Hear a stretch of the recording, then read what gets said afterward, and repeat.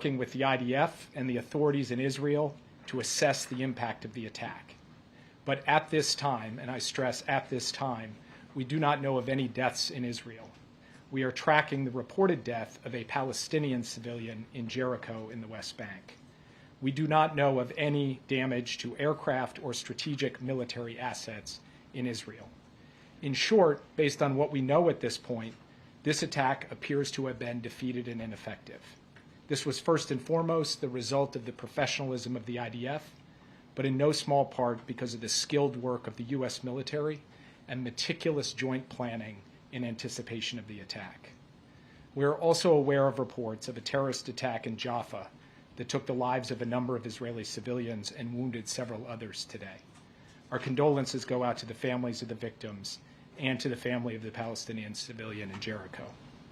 Obviously, my update here is based on early reports, and we reserve the right to amend and adjust as necessary as we gather more information. The word fog of war was invented for a situation like this. This is a fluid situation. We will consult with the Israelis on next steps in terms of the response and how to deal with what Iran has just done, and we will continue to monitor for further threats and attacks from Iran and its proxies. We are particularly focused on protecting U.S. service members in the region. And with that, I'll take just a few questions. Yeah. Thanks, Jake. Is the administration making any preparations to evacuate U.S. citizens from Lebanon or elsewhere in the region? We have been very clear for some time now that U.S. citizens should avail themselves of commercial means to depart Lebanon, given everything that's going on. We have said that from this podium, from multiple podiums. We continue to say that, but we have not begun triggering a non-combatant emergency evacuation, a NEO, and do not have an intention to do so at this time. If that changes, we'll let you know. But we continue to reinforce the point. American citizens in Lebanon should follow the guidance from the State Department, which is to find civilian commercial means to depart, because in extremis, we may not be able to get them out safely. Yes. Thanks, Jake. What is the U.S. view on whether Israel should retaliate, and what is your concern about this leading to a wider escalation of war in the region? We've had some initial discussions with the Israelis in the aftermath of this at the military level and also at the White House to Prime Minister's office level. We'll continue those conversations in the hours ahead. I'm not going to prejudge or get ahead of anything. We want to have some deep consultations with the Israelis, and I'll have more to report to you after we get the opportunity for deeper discussions. And escalation in the region? Obviously, this is a significant escalation by Iran, a significant event, and it is equally significant that we were able to step up with Israel and create a situation in which no one was killed in this attack in Israel, so far as we know at this time. We are now going to look at what the appropriate next steps are to secure, first and foremost, American interests, and then to promote stability to the maximum extent possible as we go forward. Yeah. Back in April, the president's message to Israel was to take the win when the U.S. and Israel were able to intercept the barrage of Iranian missiles. Is he recommending a similarly limited response this time? I will not, from this podium, share the president's recommendations. He will have the opportunity to share them directly. We're going to have, as I said, ongoing consultations with the Israelis this afternoon, this evening. It is too early for me to tell you anything publicly in terms of our assessment or in terms of what our expectations are of the Israelis or the advice that we will give them. So will he be speaking to Prime Minister Netanyahu today? I don't have anything to announce from this podium, but I can tell you that he is tracking this minute by minute. We are very much deeply in touch with the Israelis, and insofar as we have calls to read out, we'll make sure to read them out with you. Just last question, then I'll turn it over. Thank you, Jake. In April, after Iran struck Israel, the U.S. issued a number of sanctions as a consequence. This morning, the president said there would be severe consequences if Iran carried out this attack.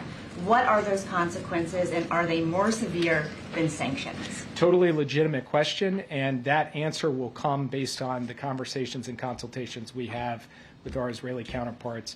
It's too soon for me to stand before you today and give you an answer. What I can tell you is this. We are proud of the actions that we've taken alongside Israel to protect and defend Israel. We have made clear that there will be consequences, severe consequences for this attack, and we will work with Israel to make that the case. Thank you very much. Thank you. Thank you, Jake. Thank you, Jake. Okay, on to the rest of the programming here. This morning, President Biden was briefed by his Homeland Security Advisor, Liz Sherwood Randall, on the latest impacts of Hurricane Helene, and this afternoon he will receive an interagency briefing on the Hurricane Helene response and recovery efforts. At the President's direction, the Biden-Harris administration continues to use every tool available to get assistance and resources to the communities that need them the most. Yesterday, the President approved a major disaster declaration for Georgia, which will unlock additional assistance to help those recovering. This is in addition to the major disaster declaration swiftly approved by the President following requests from North Carolina, South Carolina, and Florida, as well as requests for emergency assistance across 7 states. Tomorrow, the President will travel to Raleigh, North Carolina, where he will visit the State Emergency Operations Center to meet with local officials and also first responders. And the Vice President will travel to Augusta, Georgia tomorrow and will then head to North Carolina in the coming days. As of today, thousands of personnel from across the federal workforce are deployed and supporting state-led Hurricane Helene response efforts across the 6 affected states, including over 1,200 personnel in North Carolina. Still, there is more work to be done, and the Biden-Harris administration will be there for these communities every step of the way. Now, as you can see, we also have Secretary of Homeland Security, Alejandro Mayorkas. Thank you, Corinne, and good afternoon. Before standing at the podium, I was at FEMA's National Operations Center being briefed by our personnel as well as state emergency personnel. I thought it very moving and very telling that North Carolina's Emergency Management Director described Hurricane Helene as catastrophic and noted the fact that numerous towns situated along the river had virtually disappeared, had been completely destroyed. In fact, Hurricane Helene is of an historic magnitude. This many states hit this hard. The wind field of the hurricane stretched 350 miles from its center. More than 100 fatalities have been reported, hundreds and hundreds of homes and businesses destroyed. Our hearts break for those who have lost loved ones, and we pray for the swift assistance and rescue of those who are currently missing. We are in different phases of a post-hurricane environment depending on the state and the location within the state. In some areas, we are still in search and recovery, search and rescue operations. In others, we are, in fact, in the response and recovery phase. I thought I would give you some of the latest statistics based on the briefing that I received.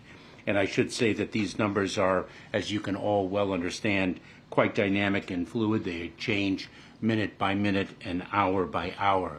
But just as devastating as the hurricane has been, the response of federal, state, and local authorities has been extraordinary. We have more than 2,000 federal personnel dedicated to this effort. On the ground, we have more than 1,200 urban search and rescue personnel. FEMA staff deployed, over 1,200. Corinne mentioned the major disaster declarations and the emergency declarations previously issued. I should note that in the 6 states most severely impacted, the emergency declarations were issued before the storm hit, and we had thousands of personnel dedicated there. We have delivered more than 2.6 million ready-to-eat meals and more than 1 million liters of water. At its peak, there were 5.1 million customers without power. We have reduced that amount, and not just the federal government in support of the state and local authorities, but working very closely with the power companies and the other utilities. We've reduced that number of customers without power by 3.8 million people.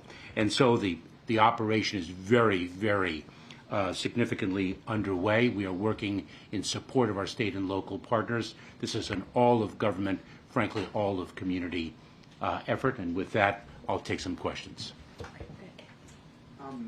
With regards to how many were unaccounted for, yesterday Liz said about 600 were unaccounted for. Do you have an updated number on that? We do not have an update, but that work is still underway. And I know, for example, within the Department of Homeland Security, the Coast Guard has recently rescued approximately 21 people through their patrols. And there was also discussion yesterday on whether resources may have been better pre-positioned in other parts of the country. There were many assets in the Big Bend region of Florida, some in North Carolina, but should the government have pre-positioned more in the North Carolina area? Well, we actually pre-positioned our personnel, and state and local personnel were pre-positioned in all 6 of the most heavily impacted states. This is an historic hurricane. It reached not only industrial areas, but of course, as we also poignantly see, rural areas as well.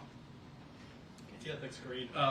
Liz yesterday, focusing on the pre-positioning here before the storm, said that it was focused on the Big Bend region of Florida. So what pre-positioning was taking place there that wasn't taking place in the North Carolina, Western North Carolina area? Remember that the pre-positioning of assets, to include personnel as well as equipment and the like, also depends on the terrain and the access points. And so we pre-position where we think the impacts are going to be greatest.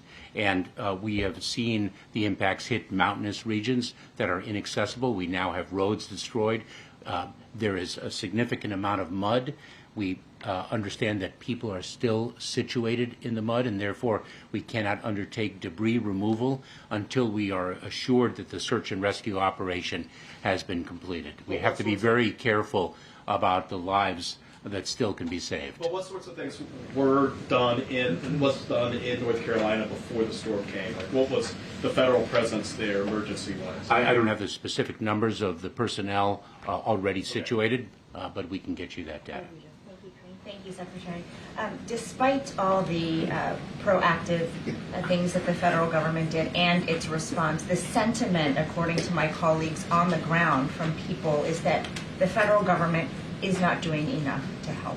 Where are they? Where is the help? What is your message to those people? I would say the following, that we are there and we will continue to be there, and we will reach the most difficult to access locations. We are relentless in our efforts to ensure the safety and security of all.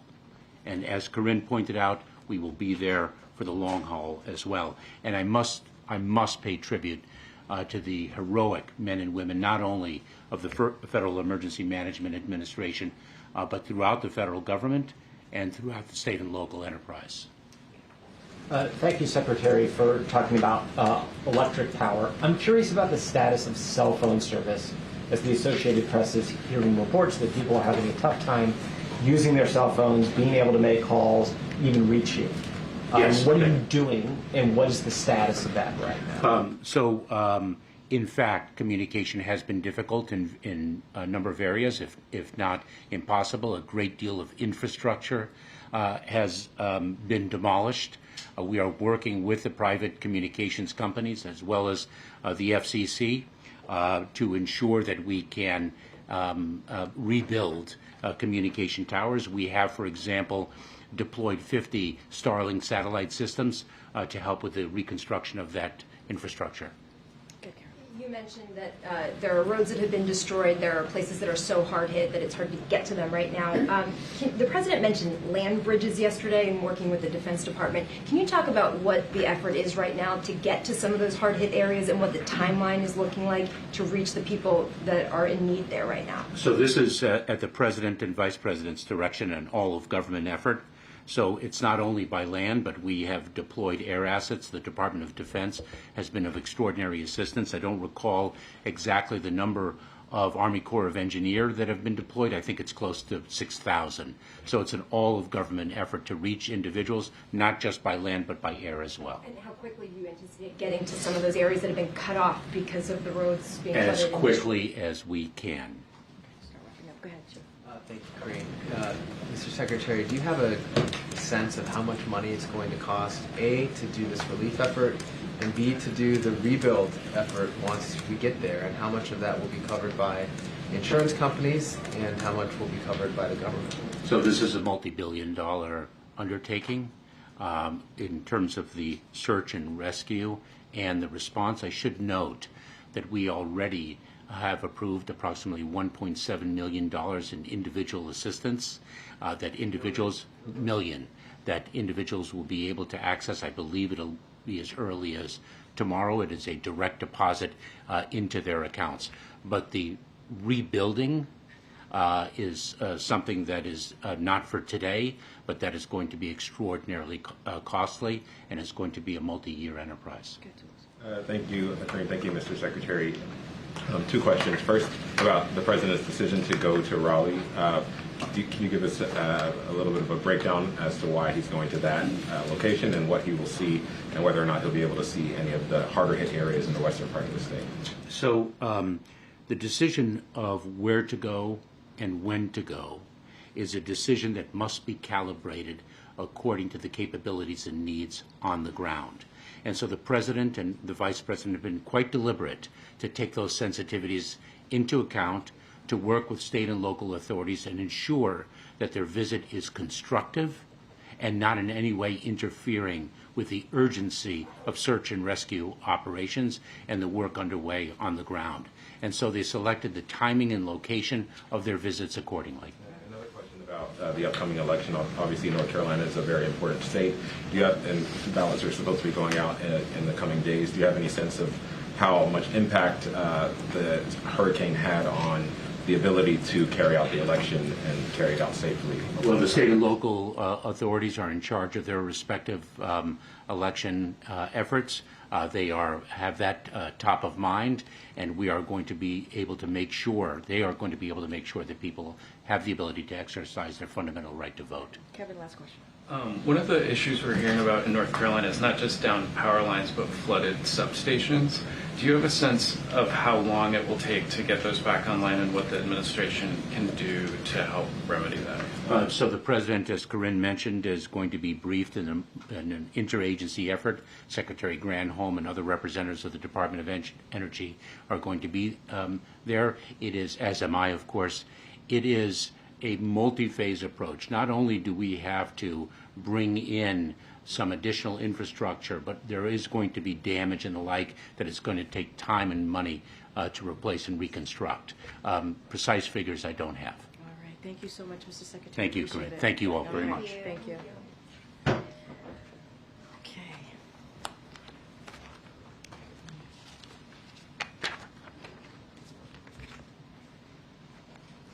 I do want to give some stats, some additional stats, so that you all have this. More than 4,500 personnel from across the federal workforce. That's the numbers as of today. FEMA has shipped 7.1 million meals ready to eat, more than 7.5 million liters of water, 150 generators, and over 95,000 tarps. Nearly 1,300 urban search and rescue personnel on the ground.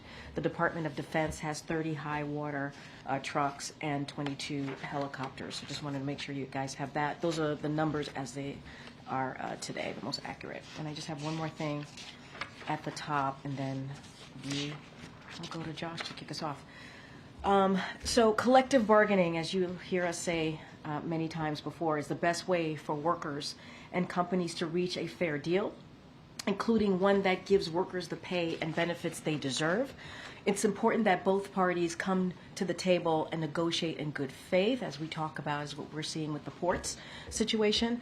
As you saw the President say in his statement earlier today, he has urged USMX to come to the table and present a fair contract to the workers of the ILA that ensures they are paid appropriately in line with their peers. Shippers have made record profits since the pandemic, and in some cases have seen profits grow in excess of 800% compared to their profits prior to the pandemic. Executive compensation has grown in line with those profits, and profits have been returned to shareholders at record rates. It's only fair that workers who put themselves at risk during the pandemic to keep ports open see a meaningful increase in their wages as well. As the President said, dock workers will play an essential role in getting communities the resources they need out of the aftermath of Hurricane Helene. Now, this administration will be monitoring for any price gouging activity that benefits foreign ocean carriers, including those on the USMX board as well. It is time for USMX to negotiate a fair contract with the longshoremen that reflects the substantial contribution they've been making to our economic comeback. And with that, Josh, it's good to see you. Good to see you. We could step back. Yeah. Americans right now are seeing chaos in the Middle East, death and destruction from Helene, and now a port worker strike. And I'm curious for how worried should people be about what seem to be three kind of unraveling issues, and what is President Biden doing in terms of changing his schedule or taking additional steps to try to reassure them? So look, I think a couple of things here that I would note is that I hope the American people have confidence in this president, someone who has experience, who's been a U.S. Senator, a Vice President, and now President for 3.5 years, to get the job done, to make sure that he has the American people front and center on everything that he does. It doesn't matter if it's foreign policy issues, world issues here in the United States, obviously. And you're right, there are three major events, if you will, happening all at the same time. And this is a president that spent a lot of his time in the Situation Room with the Vice President, getting updates, being hands-on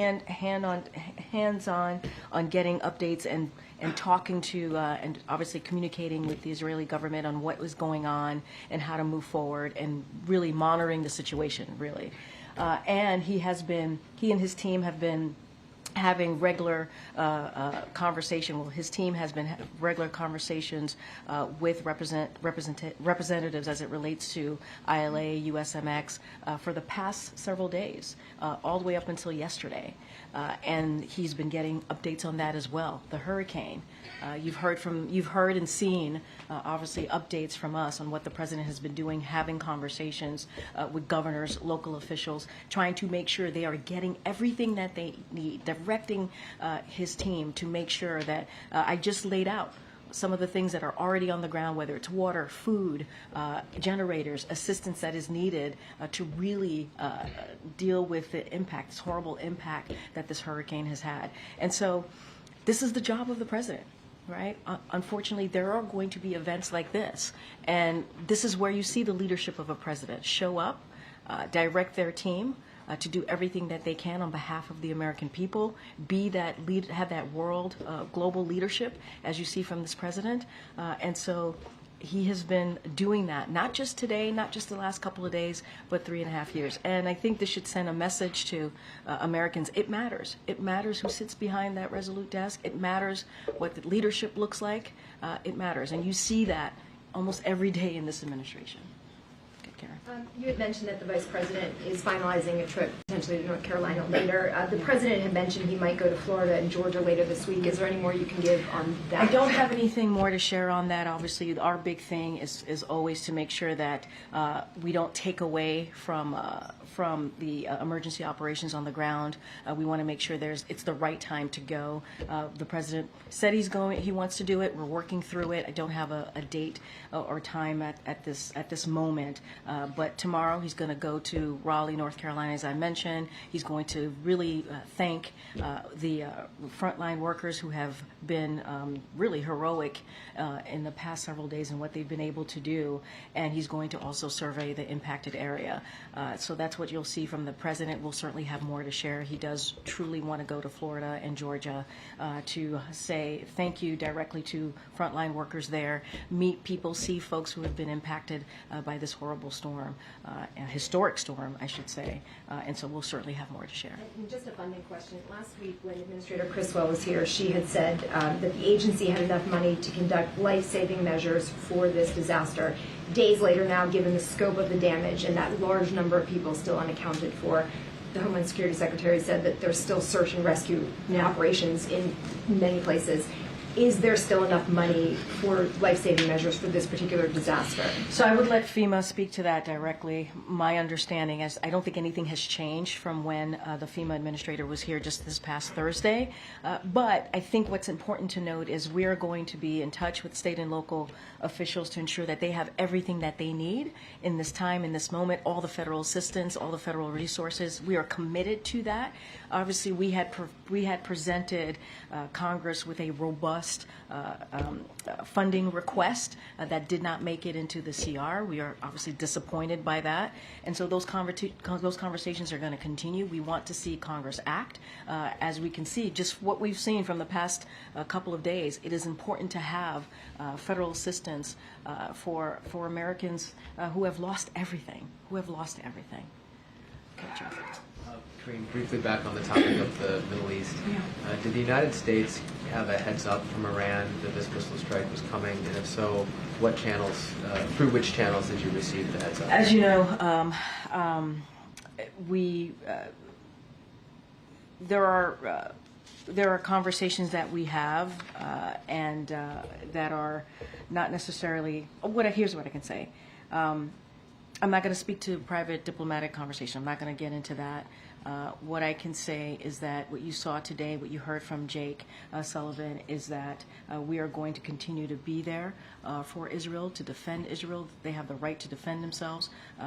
What you saw today, what's happening, the developments of what you saw today, and what you heard from the President directing the Department of Defense to make sure that we assist Israel in what we, in the operation that we saw coming from Iran. You heard from us earlier today, you heard from the President, and so we're going to continue to make sure that we are there to defend Israel, and we are committed. As you heard from Jake as well, there will be consequences. This is an ongoing, developing situation, and so you will hear more from us. I'm not going to get into any intelligence or any diplomatic conversations that we have from here. Okay, Kevin. When it comes to the dock workers strike, should Americans be prepared for shortages of goods? So, look, I know that there's been a lot of reporting on that, on the impact that this will have on the economy. And so, look, what we see and how we see this moving forward as it relates to the economy and potential impacts is that we're going to continue closely monitoring the situation. We're going to what this could have potentially on the supply chain impacts, assessing ways to address any concerns if necessary, and the President and the Vice President, as I said at the top as well, are being briefed.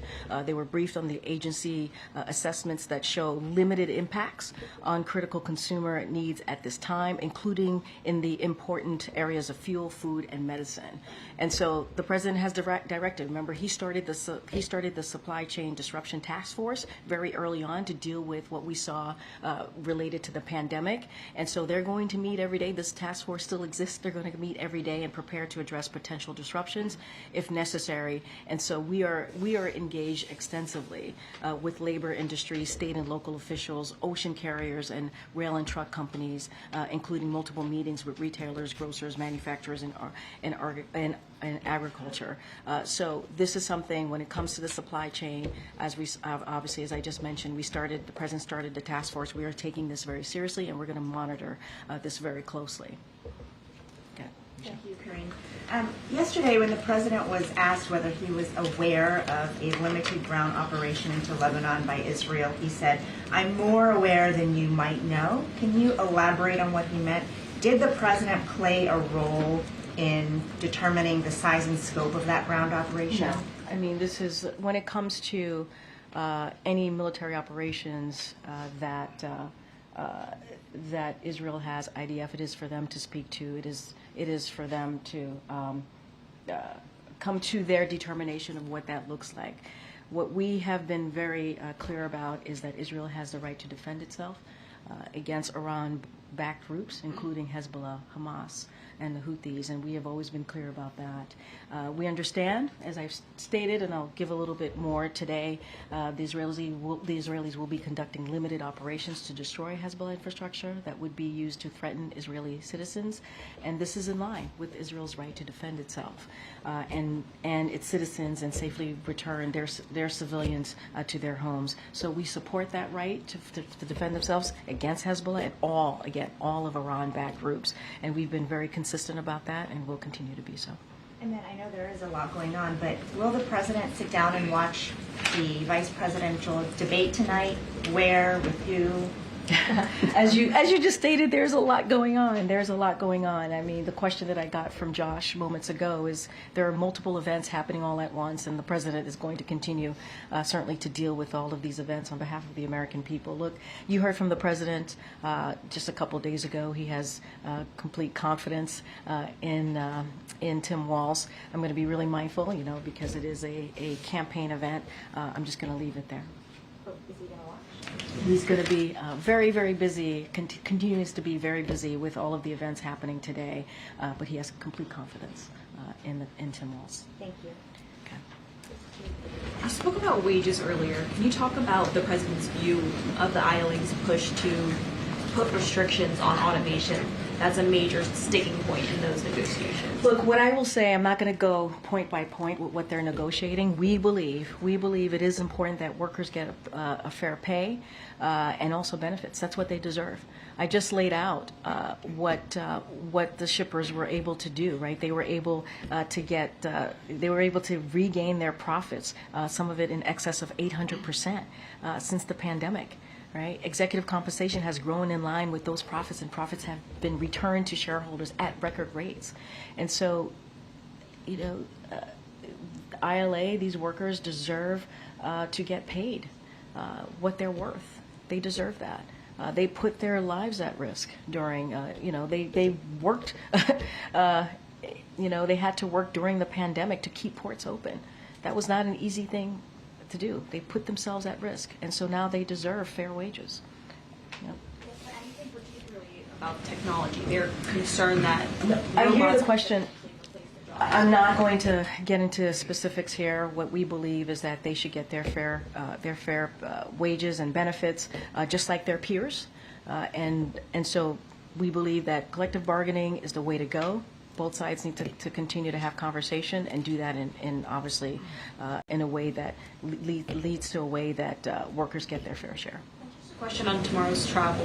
Why isn't Harris traveling with Biden since she will be going to North Carolina, as you said, in the coming days? Well, she's going to Georgia. So the president's going to do North Carolina, South Carolina, and she's going to go to Georgia. So I think it was a way to make sure that we cover all fronts, and then she'll go to North Carolina in upcoming days. Thanks, Greg. So on the port strike, so with the rebuilding of North Carolina, South Carolina, and Georgia, isn't it a bad time to have supplies stuck at 36 ports as of right now? So how long then until the president decides he should step in this strike? So a couple of things. According to FEMA, the strike is not impacting the relief of recovery efforts at this time because supplies were pre-positioned. You heard the FEMA administrator mention this just last week. You heard that from the secretary just moments ago. So any specifics on that, obviously, I would refer you to them. Look, we have a supply chain disruptions task force. They're going to be monitoring the situation. There's a reason why the president put that together to assess the supply chain, and so they're going to be there to work with any potential disruptions. But in your question to me about when is the president going to be involved, the president's message has been very clear. I just laid that out for one of your colleagues. We've been very clear when it comes to these types of moments here, that labor, when it comes to negotiating, there needs to be collective bargaining is incredibly important. Workers need to get their fair share. They need to get what they deserve, pay benefits, wages. It is important that happens. The president's going to continue to be regularly briefed, and we are urging USMX to come to the table to present a fair proposal to ILA. So Taft-Hartley is off the table indefinitely. I've spoken to this. This is not. We have not used Taft-Hartley, and we're not planning to. One quick one, if I could, on Iran. So Iran, obviously, we saw what happened today. They've also have an active plot to assassinate one of the candidates in the U.S. election, which could be seen as a direct election interference. Is there any talk of consequences for Iran in terms of limiting their revenue, going after their oil exports? So look, you heard Jake speak to this on what there will be consequences. You heard Jake say this. This is an ongoing situation. He had to get back to his desk to make sure that he continues to monitor what's happening, occurring, having conversations with his counterparts as well in Israel. But This administration has not lifted a single sanction on Iran. We cannot forget that. Rather, we continue to increase pressure. That's what we have seen. Our extensive sanctions on Iran remain in place, and we certainly will continue to enforce them. And you heard from the National Security Advisor. You heard what he said today. But Iran's oil exports have reached record levels now. One report showing 3.2 million barrels per day, according to OPEC. That's about $90 billion a year. So when do we cut off that revenue? We have not lifted a single sanction. If anything, as I said moments ago, we increase pressure. That's what we have been doing. You'll hear more from us. Jake was very clear when he was here at the podium about consequences, and so I'm going to let that be for now. Okay. Thanks. 6 months ago, the Vice President was in Los Angeles when Iran conducted its first wave of strikes.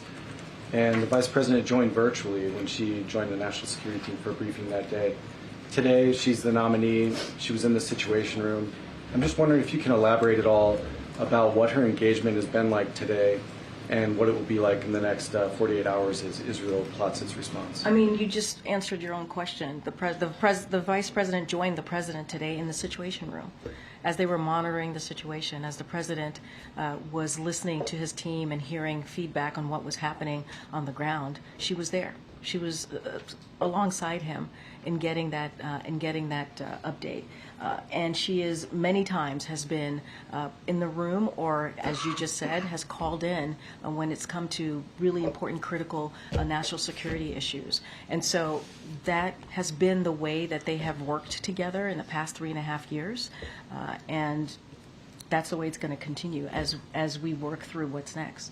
Does it make any difference, though, participating virtually versus being here in person today? No, I wouldn't say there's a difference. The point is she's in the room.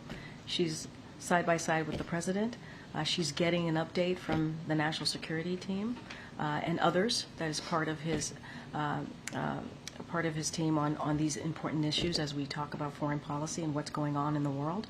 She's part of it. She's there. She was there for a majority of the time that the President was in the Situation Room today as we were watching what was occurring, and that's going to continue. Okay. Thanks, Doreen. The President walked the picket line last year with auto workers in Michigan, which is a swing state. Why not walk the picket line here? So look, I think the message has been really clear. It really has, on what the President wants to see. We've been very clear about making sure that there is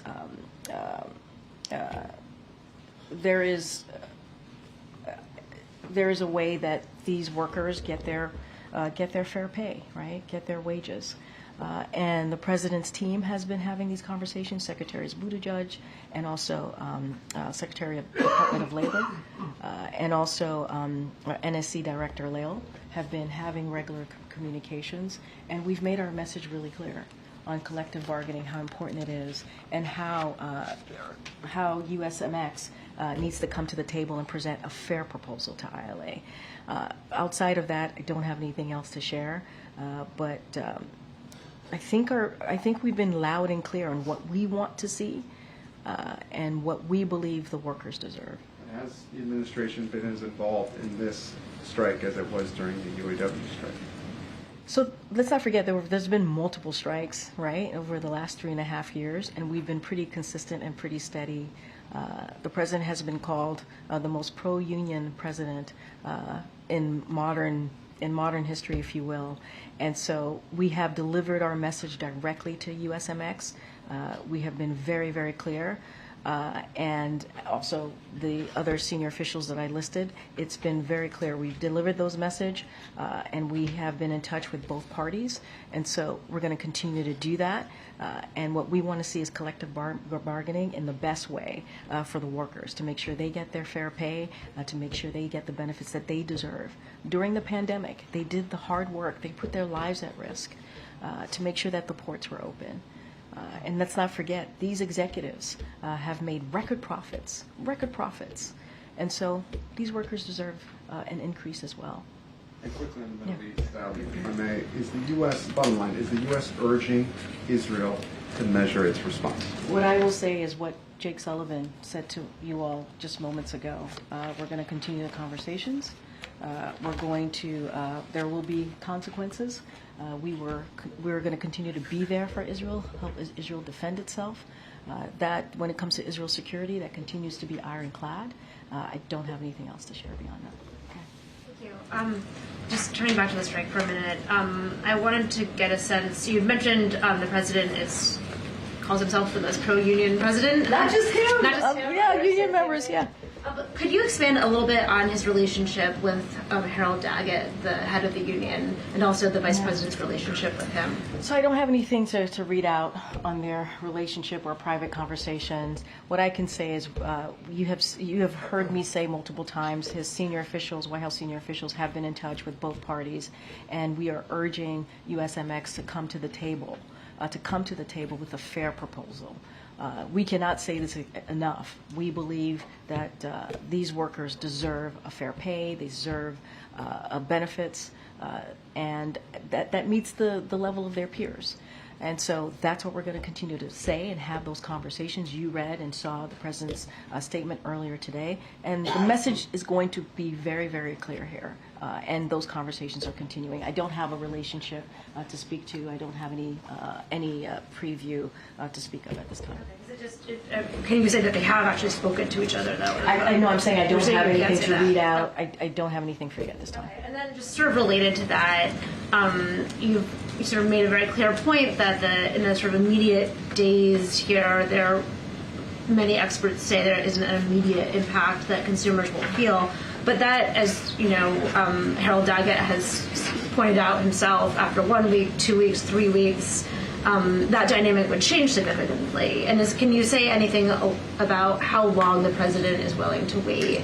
So, look, a couple of things. We're going to closely monitor the situation. You heard me talk about the supply chain task force. I do want to lay out a number of our agencies. They put out assessment that showed limited impact on critical consumers' needs at this time. So on energy, for example, from the Department of Energy, the strike will not have any immediate impact on fuel supplies or prices. On food, from the Department of Agriculture, we should not expect a significant changes to food prices or availability in the near term.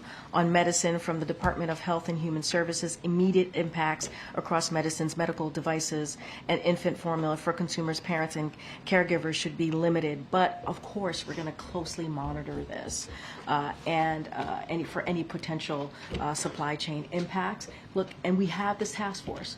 This task force came into play, obviously, during the pandemic to deal with this situation that we were dealing with because of a once-in-a-century pandemic. And so they're going to monitor it very closely. And so what we're going to continue to do is be very clear on our message to USMX. They got to come forward with a fair proposal that is fair to the workers. And so that is our message. And they are hearing that from senior officials from the White House. Okay. I have two questions regarding Africa. For Angola, President Biden is traveling to Angola, as you've mentioned. Could you provide, there are 54 countries on the continent, and as well as other leaders from the administration have traveled over there. What is the message to other African nations, as well as the African Union? I would say that the president traveling to the continent sends a positive message to other nations. I know you're asking me about other countries, but the president's going. No, but the president's going to the continent. I think. Wait, but the president, and you just mentioned too in your question that other officials have gone to other countries in the continent, right? And so, if anything, you have seen our commitment to building on that relationship with those countries in the continent.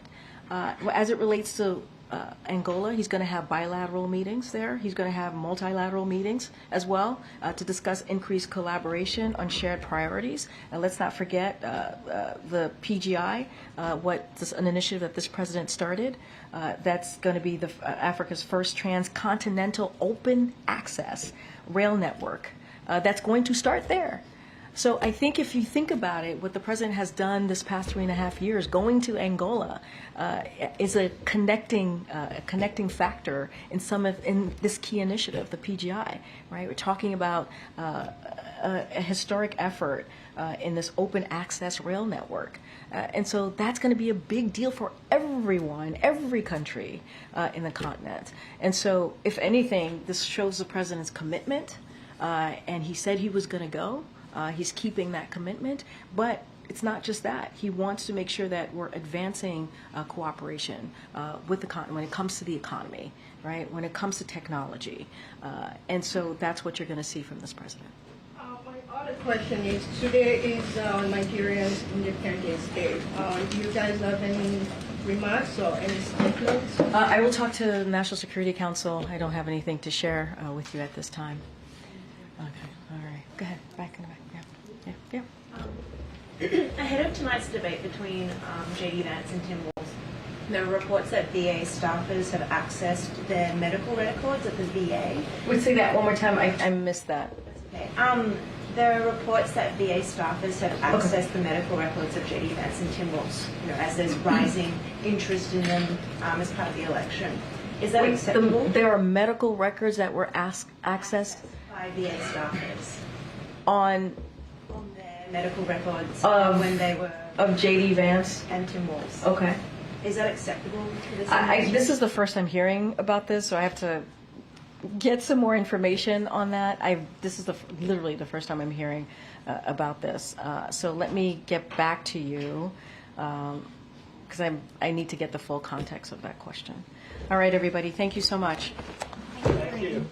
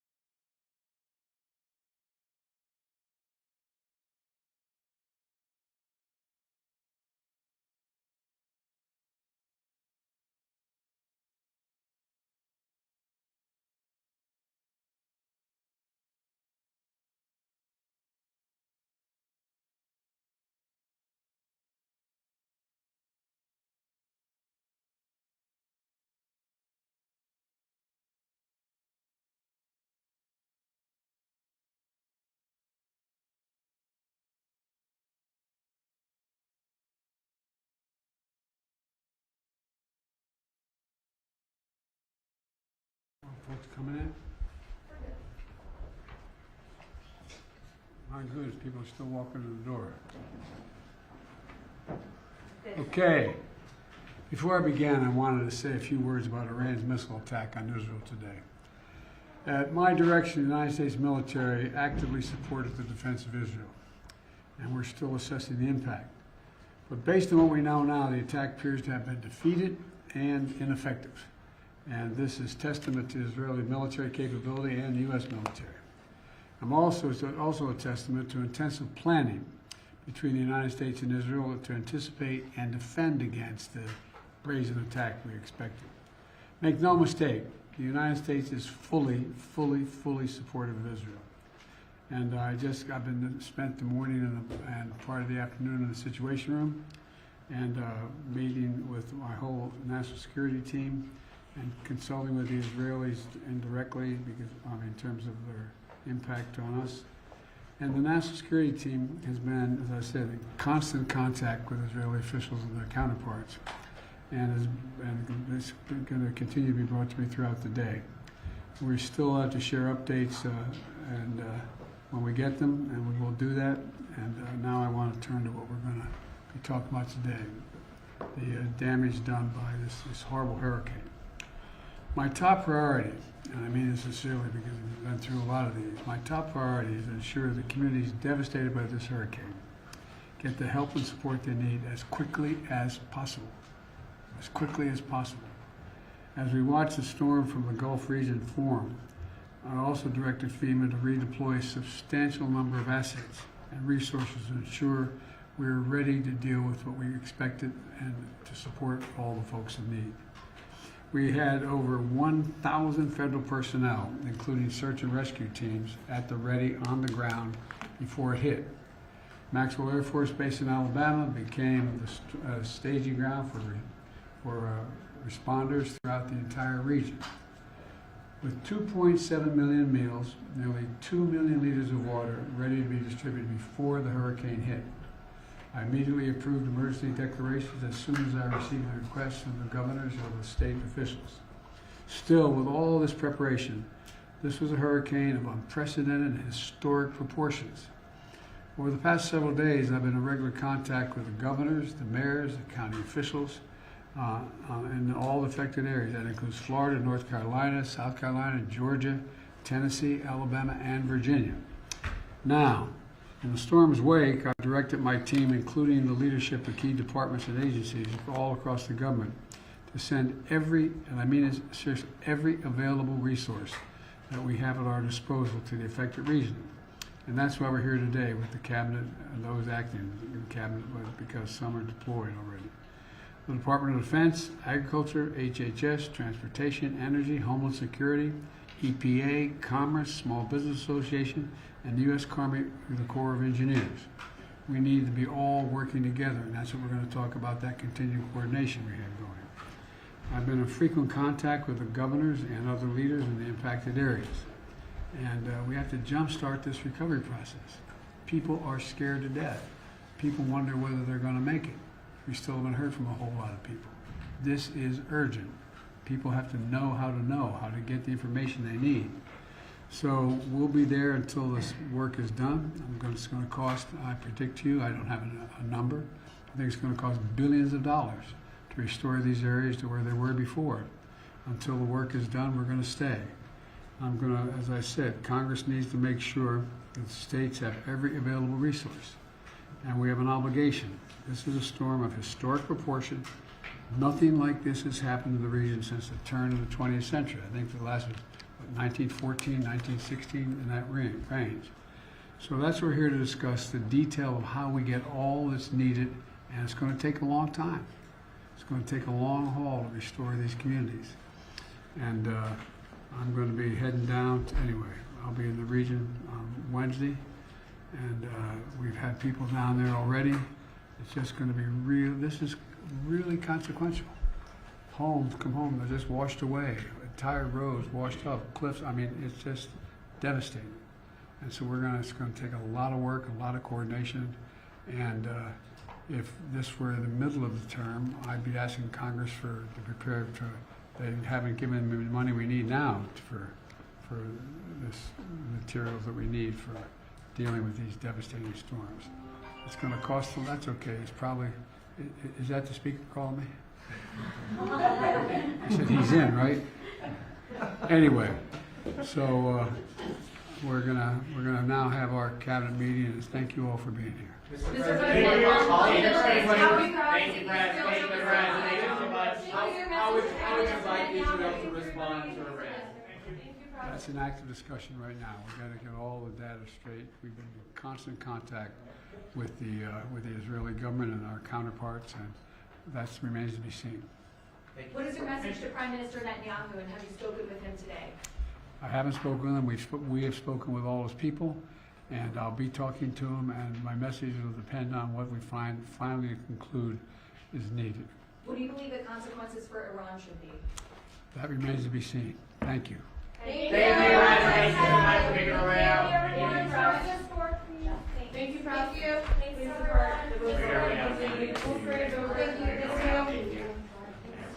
Thank you so much. Thank you. Thanks for bringing You this guys way. work too well.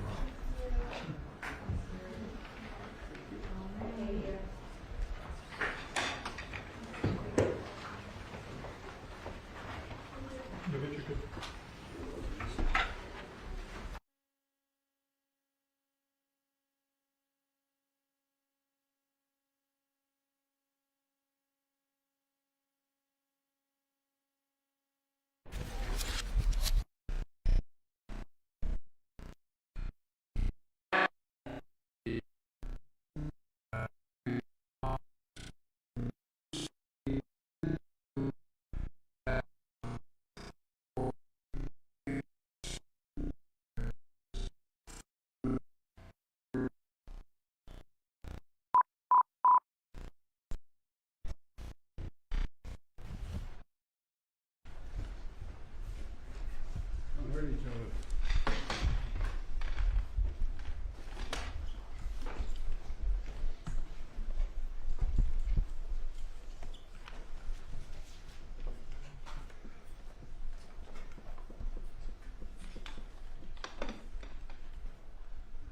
Folks coming in? My goodness, people are still walking to the door. Okay. Before I began, I wanted to say a few words about Iran's missile attack on Israel today. At my direction, the United States military actively supported the defense of Israel, and we're still assessing the impact. But based on what we know now, the attack appears to have been defeated and ineffective. And this is testament to Israeli military capability and U.S. military. It's also a testament to intensive planning between the United States and Israel to anticipate and defend against the brazen attack we expected. Make no mistake, the United States is fully supportive of Israel. And I've been spent the morning and part of the afternoon in the Situation Room, and meeting with my whole national security team and consulting with the Israelis indirectly because, in terms of their impact on us. And the national security team has been, as I said, in constant contact with Israeli officials and their counterparts, and it's going to continue to be brought to me throughout the day. We're still out to share updates, and when we get them, and we will do that. And now I want to turn to what we're going to talk about today, the damage done by this horrible hurricane. My top priority, and I mean this sincerely because I've been through a lot of these, my top priority is to ensure the communities devastated by this hurricane get the help and support they need as quickly as possible. As quickly as possible. As we watch the storm from the Gulf region form, I also directed FEMA to redeploy a substantial number of assets and resources to ensure we're ready to deal with what we expected and to support all the folks in need. We had over 1,000 federal personnel, including search and rescue teams, at the ready on the ground before it hit. Maxwell Air Force Base in Alabama became the staging ground for responders throughout the entire region. With 2.7 million meals, nearly 2 million liters of water ready to be distributed before the hurricane hit. I immediately approved emergency declarations as soon as I received the requests from the governors or the state officials. Still, with all this preparation, this was a hurricane of unprecedented and historic proportions. Over the past several days, I've been in regular contact with the governors, the mayors, the county officials in all affected areas. That includes Florida, North Carolina, South Carolina, Georgia, Tennessee, Alabama, and Virginia.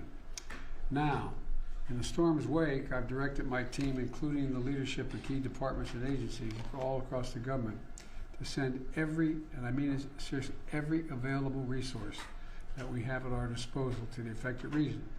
And that's why we're here today with the cabinet and those acting in cabinet, because some are deployed already. The Department of Defense, Agriculture, HHS, Transportation, Energy, Homeland Security, EPA, Commerce, Small Business Association, and the U.S. Army, the Corps of Engineers. We need to be all working together, and that's what we're going to talk about, that continued coordination we have going. I've been in frequent contact with the governors and other leaders in the impacted areas. And we have to jumpstart this recovery process. People are scared to death. People wonder whether they're going to make it. We still haven't heard from a whole lot of people. This is urgent. People have to know how to get the information they need. So we'll be there until this work is done. It's going to cost, I predict to you, I don't have a number. I think it's going to cost billions of dollars to restore these areas to where they were before. Until the work is done, we're going to stay. I'm going to, as I said, Congress needs to make sure that the states have every available resource. And we have an obligation. This is a storm of historic proportion. Nothing like this has happened in the region since the turn of the 20th century. I think the last was, what, 1914, 1916, in that range. So that's what we're here to discuss, the detail of how we get all that's needed, and it's going to take a long time. It's going to take a long haul to restore these communities.